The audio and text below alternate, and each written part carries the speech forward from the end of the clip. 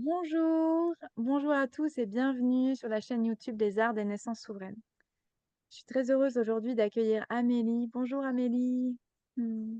Mer- Bonjour, ravie d'être là aussi. Ouais, merci d'être là sur ce sujet qui me passionne énormément puisque autour des naissances en postnatal et pendant les grossesses et pendant les enfantements, j'ai pu vivre ça et on a partagé sur ce thème avec Amélie et j'ai vraiment eu à cœur de pouvoir t'interviewer parce que tu es une grande richesse à partager sur ce thème qui est un peu tabou de la dissociation et de la sortie d'âme lors de l'arrivée de nos enfants. Nous, on a décidé de le focaliser sur l'espace des naissances, mais en fait, ça arrive dès l'enfance et après, enfin, c'est l'histoire de nos vies. Voilà. Donc, euh, comment tu as rencontré ce thème dans ta vie autour des naissances de tes enfants? Hmm. Alors, j'ai rencontré ce thème à 2 reprises. Alors déjà, j'ai accouché 5 fois. J'ai accouché 5 fois et de manière, plus ou moins naturelle, c'est-à-dire je dis naturelle parce que c'était par voie basse et plus ou moins parce que les 2 premiers accouchements, j'ai accouché dans des, maternités, en disant que je voulais le plus naturel possible, mais en subissant aussi le rythme, et les protocoles des maternités. Et c'est justement dans ces 2 accouchements-là où c'était le moins finalement physiologique pour moi, où j'ai eu ces expériences de dissociation ou de sortie de corps. Hmm, Mais à l'époque, je ne les ai pas conscientisées. d'accord. Je m'en suis Ouais. pas rendu compte à ce moment-là. Il a fallu du temps et il a fallu vivre une troisième expérience plus intense au moment du décès de mon fils, Mhm. donc pour mon troisième enfant. Pour là, vraiment, me rendre compte parce que là, c'était tellement intense et fort le vécu à ce moment-là que, je me suis dit qu'il y avait un truc qui était pas normal, qui était pas comme d'habitude et en parlant avec, d'autres personnes, j'ai mis des mots sur ce que c'était. Et puis après, par la suite, ben, comme moi je suis aussi, thérapeute et psychologue, j'ai accompagné du coup plein de personnes vivant des sorties de corps et parfois des pertes d'âme, à rapatrier les parts d'âme qui étaient exilées. Et du coup, j'ai fait un travail sur moi pour aller rechercher dans ma vie à quels endroits j'avais pu moi aussi perdre des bouts d'âme. Et c'est là que j'ai retrouvé 2 de mes accouchements où j'ai compris que ça avait été, intense pour moi et que ça s'était produit, en fait. Hmm, Donc si je dois donner un premier exemple, c'est que mon premier bébé, donc j'ai accouché, le travail a été très long comme c'est parfois le cas pour un premier enfant. Et comme j'étais très, très, très fatiguée, après, plus d'une dizaine d'heures de travail et que j'ai poussé aussi très longtemps, il y a un moment où j'étais, vraiment épuisée, où j'avais du mal à être encore bien capable de gérer et l'intensité de la poussée et la douleur. Et là, la sage-femme a mis un petit produit pour m'aider à mieux supporter la douleur et j'ai mhm, découvert après que c'était un dérivé de morphine qu'elle m'a mis à ce hmm. moment-là. Mais moi, je savais pas à l'époque, hein, j'étais en plein accouchement, déjà pas bien, enfin, j'ai pas réalisé ce qu'on me Ouais, bien sûr. mettait Ouais. et en fait, on en rigolait après, enfin, gentiment, mon mari en rigolait parce qu'il avait filmé et qu'on me voyait mais complètement shootée, sur la table d'accouchement, avec les yeux à moitié révulsés pendant quelques minutes complètement absente. Ouais. Mais j'ai réalisé, en faisant ce travail de recherche de moments d'âme qui avaient pu s'échapper que, je m'étais complètement barrée à ce moment-là. Il y a vraiment eu une sortie de corps de mon âme parce que, bah, c'était une drogue, hein, donc Ouais. voilà. Et que du coup, ça avait été compliqué pour moi, la redescente, et tout le travail derrière bah, de finir de pousser. Quand elle m'a dit, il faut pousser», j'avais l'impression que j'étais plus là, j'étais partie quoi et elle a dû me faire, une injection de magnésium à haute dose pour me faire, Ouais. un peu, Redonner un revenir peu là de... pour, Ouais. voilà. Donc je sais que j'ai eu, à ce moment-là, une sortie de corps, et que quand j'ai fait ce travail, j'ai dû aller récupérer une part d'âme qui était restée dans cette maternité. Hmm. Donc voilà, ça c'est une première. Et surtout, il y a eu des conséquences aussi, je précise quand même, sur mon bébé. Eh oui. Parce que ce bébé, il en a pris un coup en même temps que moi, hein, parce que les drogues passent aussi, hein, à Bien travers sûr. le placenta, et ça, je l'ai découvert, donc voilà, assez tardivement. Mon fils a 22 ans aujourd'hui, hein, donc Ouais. mais il y a eu un engrammage qui s'est créé dans sa tête que quand ça devient difficile dans la vie, quand il y a des passages difficiles dans la vie, il faut une drogue Enfin, il faut un support, chimique pour Ouais. s'en sortir. Ah super. Donc il y a ça, c'est important de le préciser aussi Beh oui. Mmh. parce que, voilà, ça laisse des empreintes aussi sur les enfants, et je sais pas, j'ai pas été chercher avec lui parce que c'est son libre arbitre et on verra si un jour il veut le faire. Si lui aussi, il a un bout d'âme qui a décollé ou pas à ce moment-là. Mais Ouais, quand bien il sûr. sera prêt, qu'il en aura envie, on pourra toujours aller voir, si c'est le Ouais. cas, quoi. En tout cas, ça élucide les Donc endroits ça, c'est d'adoption pour tous les parents, d'aller regarder l'histoire de la naissance de leurs enfants et s'il y a eu, par exemple, si ça résonne pour tout certains tout à parents, fait. de pouvoir élucider ça parce que faire le travail sur soi, c'est le faire pour nos enfants, ouais. Mmh. Mmh. Exactement. Ça, c'est très important et 2e situation, bah, là, c'était pour la naissance du coup, de ma fille et là, c'est plus émotionnel ce qui s'est passé Ouais, donc c'est ça qui est intéressant, c'est qu'une émotion intense peut aussi déclencher, hop, pour me protéger de ce qui est trop intense et trop douloureux, je m'évacue quelques instants et je redescends. Mais là, pour ma fille, je suis redescendue. J'ai pas perdu, de bout d'âme, on va dire. C'est que ouais. ça a été juste l'instant et après c'est revenu. C'est qu'au moment de la poussée aussi, non, c'était avant la poussée, c'était vers 5-6 centimètres de dilatation. Comme le travail stagnait un petit peu, c'était ralenti, pour, pas que ça dure trop longtemps, hein, j'étais quand même en maternité. La sage-femme m'a craqué la poche des os. Ah D'un oui. coup, elle a dit: «Bon, on va craquer la poche pour» et en fait, je sais pas, ça a été hyper intense. J'ai eu l'impression qu'on cassait mon nid.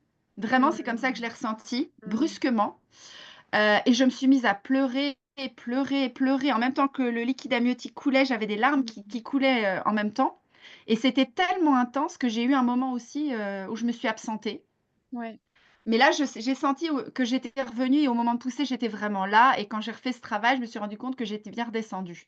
Donc voilà, Mmh. mais c'est pour dire que quand c'est très intense, comme on vit quand même des choses au moment d'un accouchement hyper intense, on a peur des fois pour sa vie, on a peur pour la vie de son bébé, Bien sûr. on a des émotions qui nous traversent, c'est tellement, chamboulant tout ce qui se passe, Ouais, qu'il y a ouais. des possibilités d'avoir des sauvegardes qui se mettent en route et puis, l'âme se met un petit peu en protection et puis parfois, bah, hop, elle revient quand c'est calmé et Mmh. parfois quand, il y a un trauma trop important, bah, ça revient pas, quoi.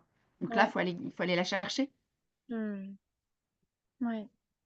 Et comment après tu as parlé de ton troisième enfant qui est arrivé. Là, c'était dans un autre contexte, que ça s'est Oui, passé? là, alors il y a quand même eu, pareil un accouchement, qui s'est fait, il devait se faire à la maison puis ça a pas pu se faire à la maison, ça s'est fait quand même en milieu hospitalier. L'accouchement s'était très bien passé parce qu'on avait tout respecté ce que je voulais, Mmh. jusqu'au dernier moment, sauf au moment de la sortie du placenta. Où le placenta, c'est la seule fois de ma vie que ça m'est arrivé et je pense que c'était en lien au fait que j'avais un virus et que le bébé était on était malades tous les 2 en fait. D'accord, Le ouais. placenta ne voulait pas se décoller Mmh. et ils ont des protocoles. Donc au bout de Oui. 30 minutes sans que le placenta se décolle, ils commencent à te mettre la pression, qu'il Mmh faut mh. absolument qu'il sorte sinon tu vas au bloc. Ouais. Et comme j'étais fiévreuse la veille, j'avais été malade toute la nuit, ça avait déclenché mon accouchement, que j'avais accouché en étant malade, donc épuisée déjà d'avance et Ouais. cetera. J'avais plus du tout de jus pour pousser pour le placenta et comme il Mmh. venait pas, c'était dur et donc il m'écrasait le ventre à 2 sur mon ventre au moment où je poussais pour essayer de faire sortir le placenta et là, j'ai perdu connaissance. Donc OK. rebelote. Ouais. Rebelote de j'étais plus là, quoi, donc Mmh. je suis revenue à moi, j'ai un blanc, hein, je me rappelle pas de ce qui s'est passé, à ce moment-là. Ouais. Donc ça a été un 1er épisode, voilà et puis, bah, donc mon bébé est décédé à l'âge de 8 jours et là, au Mmh. moment du décès de mon bébé, dans la salle d'attente, pendant qu'on attendait d'avoir des nouvelles, j'ai eu une sortie de corps qui s'est produite OK. et là, ça a été une sortie de corps qui a été beaucoup plus longue et plus consciente. C'est-à-dire que j'ai Mmh. vu ce qui se passait de l'autre côté, j'ai entendu des choses, enfin, ça a été vraiment très, très fort spirituellement Mmh. et quand on m'a donné l'heure du décès de mon enfant, j'ai compris que c'était l'heure où l'âme de mon bébé remontait, où moi j'ai eu une sortie de corps au même moment que lui pour Mmh. l'accompagner d'une certaine manière. Ouais. Et c'est donc cette sortie de corps-là où là, je l'ai vraiment vécue en conscience parce que Mmh. j'étais consciente de ce qui se jouait dans l'autre espace et que je suis revenue après et cetera. Là, ça a été beaucoup plus, ouais, conscientisé, que là, j'ai pu en parler après coup et dire: «Je sais pas ce qui m'est arrivé, mais il m'est arrivé un truc bizarre» et j'ai raconté ça à des personnes qui étaient éveillées et qui Ouais. m'ont expliqué ce phénomène et c'est là que j'ai compris ce qui se passait, quoi. Mmh. Mmh. Merci, c'est Voilà, tout vraiment ça, ça très date d'il y a précis. 16 ans, hein. Ouais, ouais, Donc ouais. Mais c'est un merci, peu c'est vieux, tellement mais non, mais ça c'est encore d'actualité. C'est ce que je voulais témoigner là, merci parce que c'est tellement précieux. Moi, en tant qu'accompagnatrice depuis 13 ans, je suis témoin de tellement de femmes qui en post-natal. Je me souviens de cette maman qui m'a appelée complètement angoissée en me disant: «Je suis en état d'angoisse tout le temps, je ne me connais pas comme ça». Ou d'autres mmh, mères qui ne comprennent pas, qui arrivent plus à dormir, qui ne se sentent plus entières et qui finissent, pas toujours, hein, mais en fait, en dépression postpartum. en dépression du postpartum. Mmh, Voilà, et avec des envies de suicide, des espaces qui ne sont pas elles. Et à chaque fois mmh, qu'on fait un travail ensemble, en fait, il y a eu une sortie d'âme mmh. et de fait, cette intégrité, en fait, qui donne toute la force de l'énergie vitale pour s'occuper de son bébé, n'est plus là. Elle est Et plus il y a là. quelque chose qui Mmh, glisse comme ça tout doucement et je voulais te mmh, demander, toi, quels étaient un peu les symptômes, en fait, les vécus après ces grossesses, pour que les parents, les mamans puissent, mmh, s'identifier un petit peu? mmh. Bah, pour le premier par exemple, alors le problème, c'est que souvent on met ça sur le dos d'autres trucs. Ben oui. Tu vois, par exemple, à ce que tu décris, on peut dire: «Ah, bah, elle se sent plus entière, c'est normal, elle avait son bébé dans le ventre, il est plus là, il y a quelque chose Oui. qui lui manque». Enfin, tu vois, tu peux toujours trouver une autre «excuse» entre guillemets au problème alors que ça se situe ailleurs. Mmh. Moi, par exemple, le truc, c'était, bah, c'est ton premier. Ouais. Donc tu es un peu perdu, tu es déstabilisé, tu as du mal.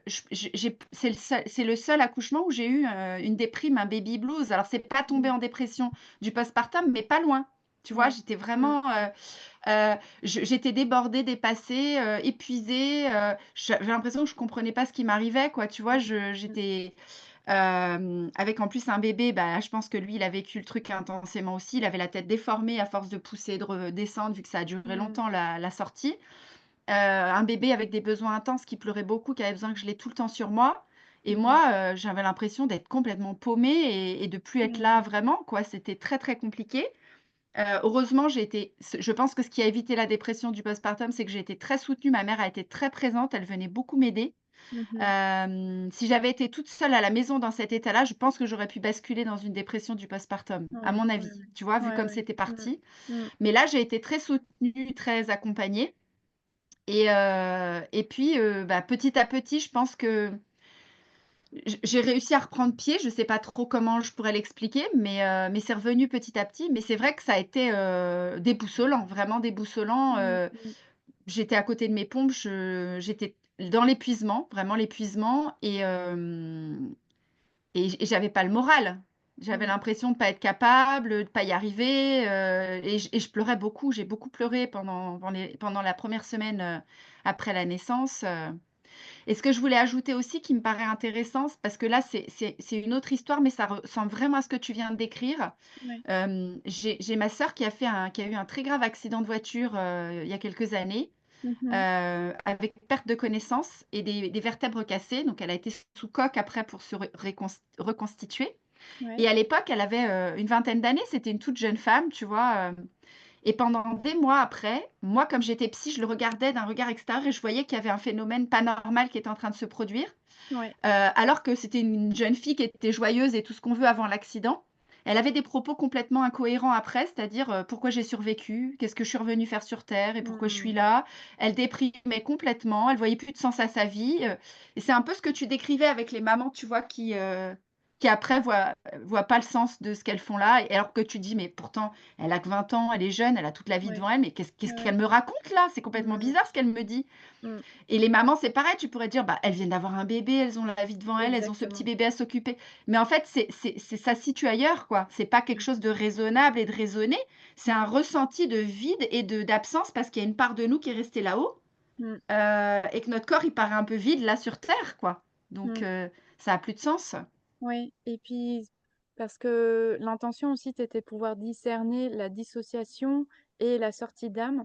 Pour moi, la sortie d'âme, c'est vraiment l'espace où on n'est plus animé, où, Mmh, parce que c'est notre chemin d'âme qui vient là, qui vient faire l'expérience et qui est animé de cette joie de faire l'expérience sur terre et quand il y a des espaces qui ne sont plus là, il y a comme quelque chose qui s'éteint en nous parce que c'est comme si on devenait mmh, une coque, comme tu disais, en fait, un peu une coque vide et moi, je peux parler de ça, mais c'est pas l'espace pour ça, mais moi, j'ai eu un accident quand j'avais 17 ans et j'ai fait plusieurs EMI quand j'étais jeune Et lors de cet accident, derrière, j'ai fait une dépression parce que justement, j'ai vu toute Ouais. ma vie défiler, j'ai vu le tunnel de lumière, j'ai cru que je partais et derrière, personne m'a accompagnée, j'ai pas compris. J'ai fait une dépression, à 17 ans avec, des envies un peu morbides et je comprenais pas parce que c'était pas moi et que c'est après sur tout mon chemin que j'ai compris ces espaces-là. Mmh. Et c'est bon de le nommer aussi parce que c'est vraiment essentiel de remettre dans la réalité,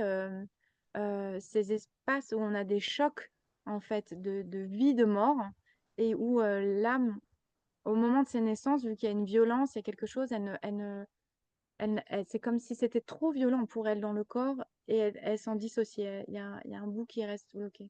Mmh. Mais ça n'est pas, tu en es l'exemple, j'en suis l'exemple.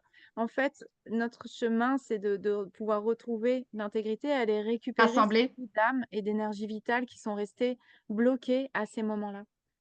Et Mmh. est-ce que, tu aimerais pouvoir témoigner de ton chemin ou avant ça, ton regard, toi, sur la différence entre la dissociation Oui. et la sortie d'âme? Mmh.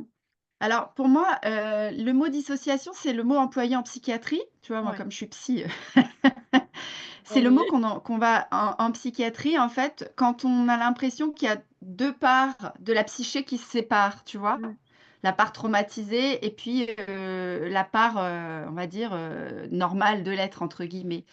Mais pour moi, c'est juste des mots différents. Pour moi, je dirais qu'en énergétique et spirituel, il y a une sortie de corps qui s'opère quand il y a une dissociation psychiatrique, tu vois? mmh, Sauf que, quand c'est un instant de préservation passager, l'âme reprend sa place juste après le trauma et la vie reprend son cours. Sauf ouais. qu'il y a un petit bout qui manque parce que comme on s'est absenté un moment, bah, c'est flou à cet endroit-là et donc c'est perturbant. Mmh. Par contre, il y a des moments où, le choc ayant été trop violent et la charge émotionnelle trop intense, l'âme ne peut pas se permettre de redescendre parce que Mmh. la redescente serait dangereuse pour sa survie d'une certaine Mmh. manière. Mmh mh. Et c'est là que du coup des bouts d'âme restent de l'autre côté, en préservation quelque part en fait.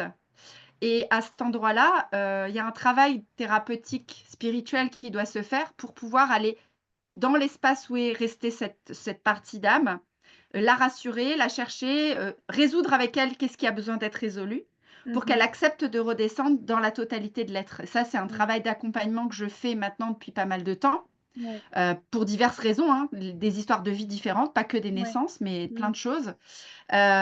Et c'est un peu des voyages chamaniques dans différents mondes, si on peut dire, si on en C'est parle en ça. termes chamaniques. Parce que l'âme peut être coincée dans des endroits vraiment très, très variés. Ouais, L'âme est très créative pour aller se mettre en sûreté. Elle va là où c'est pour elle, soit elle reste dans le lieu du trauma, parce qu'elle est coincée, figée là, soit ouais. elle va se mettre dans des espaces spirituels sécures pour elle, Mmh. Mmh. en attendant qu'il se passe quelque chose. Ça peut durer des années, hein. Ça Ouais, peut ça peut être très long, parce qu'il y a pas d'espace-temps là où elle se trouve, donc et donc il y a un travail, et là, c'est là que je parle plus de perte d'âme, tu vois? C'est au moment où elle peut pas redescendre toute seule. Et où là, mmh. on est obligé d'aller l'aider par un travail pour aller la rechercher et la ramener. Sinon, si c'est juste une sortie et un retour, j'appelle ça juste une sortie de corps. On est sorti, on est revenu quoi, d'une Ouais, certaine ouais, ouais. manière. Il y a du vent. Les éléments se déchaînent. C'est ça, il y a du vent. Ouais, bah, oui, oui. Bah, tout ce qu'on nomme, c'est un peu, l'élément vent justement, enfin dans le chamanisme donc ça me fait rire. Ouais, merci pour, cette, subtilité-là parce que je pense que c'est très peu connu. Enfin, très clairement, c'est assez peu connu ou bien c'est, comme tu disais, dans un langage, psy et du coup, c'est très, Rationalisé. tissé. Il y a trauma, schizophrénie et cetera et puis il y a tout l'aspect chamanique, mais nous, on est là pour faire le lien, en fait, Mmh. entre tous les mondes et c'est vraiment très précieux. Ouais, ouais, ouais et c'est assez essentiel, hem parce que si vous sentez ça au moment de la naissance de vos enfants, sachez que nous, en tant que fœtus, quand on vient au monde et comme tu l'as témoigné pour ton aîné, ça a un impact aussi, une empreinte sur nous et que, on est aussi là pour venir résoudre et récupérer des bouts d'énergie vitale, des bouts d'âme qui sont restés bloqués à ce moment-là pendant ce passage sacré. Et, et Mmh. c'est vraiment un grand chemin de rassemblement en intégrité de notre être pour pouvoir contacter notre puissance. Enfin, je sais pas si toi ça résonne, mais moi je sens qu'à chaque fois que j'accompagne ça, que ce soit dans des revécus de renaissance, dans Origine ou bien après, ben, suite à des vécus très traumatisants, il y a vraiment, la personne et puis ça a été mon cas, un retour à la puissance et à la présence, Oui, dans son incarnation, dans sa vie, à pouvoir rechoisir de manière souveraine. tout à fait. Moi, j'ai vraiment les gens à qui j'aide, enfin, que j'accompagne pour récupérer les parts d'âme, il y a vraiment un avant et un après parce que tout d'un coup, tu es à nouveau toi, tu es total. Et parfois, c'est des gens où ça s'est fait tout petit dans la petite enfance et ils se connaissent pas, adultes Ouais. total. Mmh. Ils ont jamais connu qui ils étaient quand ils étaient entiers, en fait. Ouais, ouais, Donc ouais. c'est puissant aussi. Et puis souvent, quand il y a perte d'âme dans l'enfance, c'est la joie et l'émerveillement qui disparaît. Donc Ouais. ça fait des adultes un peu tristes, un peu, la vie, c'est pas drôle, c'est chiant, c'est et tout d'un coup, ils récupèrent une part d'eux qui s'émerveille, qui est joyeux, qui a l'élan de tu vois, de voir du beau, du positif dans leur vie et cetera et ça, c'est hyper précieux, quoi, parce que, Ouais. moi, je sais qu'il y a eu tout un je le reconnais maintenant, tout un espace, un endroit justement autour de la vingtaine, là où j'avais perdu certaines parts d'âme, de l'enfance et je m'en étais pas rendu compte aussi, Mmh mh. que j'ai été récupérée. Parce que moi, j'ai fait une chute à 6 mois sur le carrelage de la OK, cuisine, d'accord. et en fait, moi, je le savais, ma mère me l'avait raconté et elle avait eu très peur à ce moment-là que j'ai eu quelque chose de grave et finalement, bah, ils ont surveillé et il y a rien eu de grave. Bon, à Ouais. part que je suis un peu farfelue, mais ça, c'est c'est pas grave. Et ça, c'est dû à ça. Mais par contre, j'avais jamais pensé que j'avais pu avoir une sortie de corps à ce moment-là. Mmh. Et ça, je l'ai retrouvé en faisant, le travail de rapatriement d'âme, Mmh. lors de cet accident, bah, la petite âme était partie se mettre en sécurité, en fait. Mmh. Et donc j'ai pu rapatrier cette part de moi et aujourd'hui, je sais que j'ai vraiment ce côté enfant intérieur extrêmement joyeux, extrêmement, qui s'émerveille, qui d'ailleurs je m'entends très bien avec les enfants parce qu'ils reconnaissent mon enfant intérieur, tu vois? Et je me dis: «Si j'avais pas été rechercher ces parts-là, peut-être Ouais. que je serais pas aussi joyeuse aujourd'hui», tu vois? Mmh, mmh, mmh. Ouais, ouais. Ouais, en tout cas, c'est assez flagrant, merci de donner cet exemple, du avant et après. Il y a vraiment, ouais, c'est d'ailleurs très, très beau, enfin, moi, dans tout ce chemin et comme tu témoignes ou pour toutes les personnes qu'on accompagne, ouais.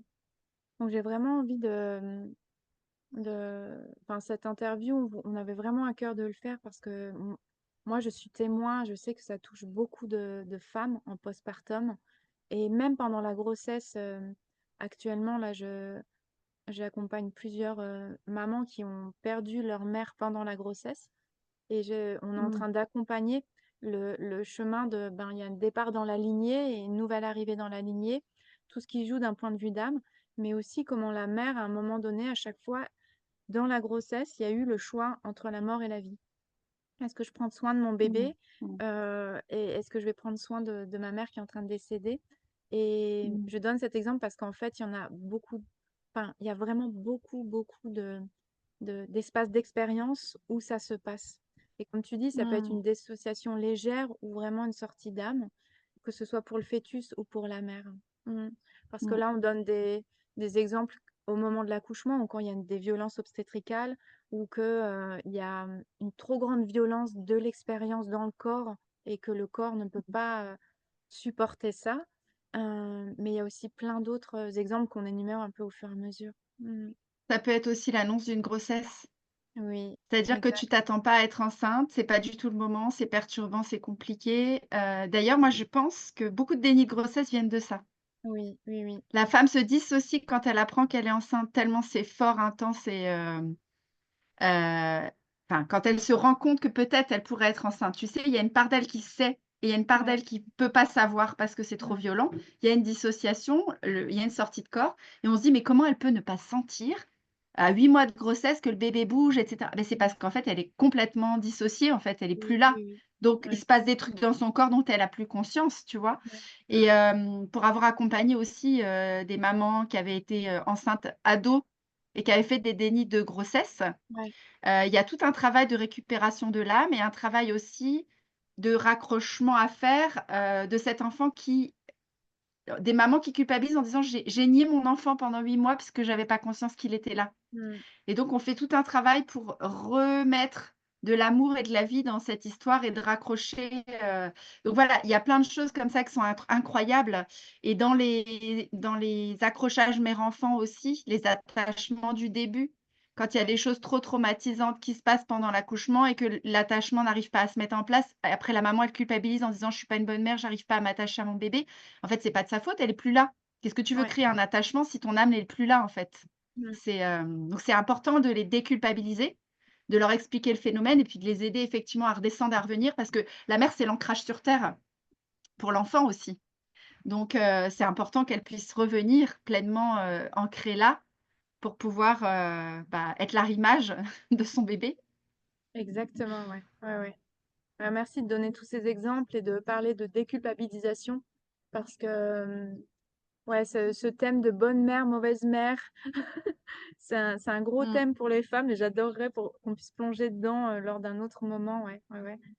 Et et c'est important qu'il y ait tous ces exemples-là puisque vu que c'est un thème qui est assez, peu parlé, assez même tabou, on dirait, de pouvoir, élucider pour chaque parent, chaque mère, heu, mmh, l'espace où ça a pu arriver et de pouvoir comprendre ce qu'elles vivent, pour mmh, pouvoir agir dessus et sortir de cet mmh. espace tellement inconfortable. Mmh.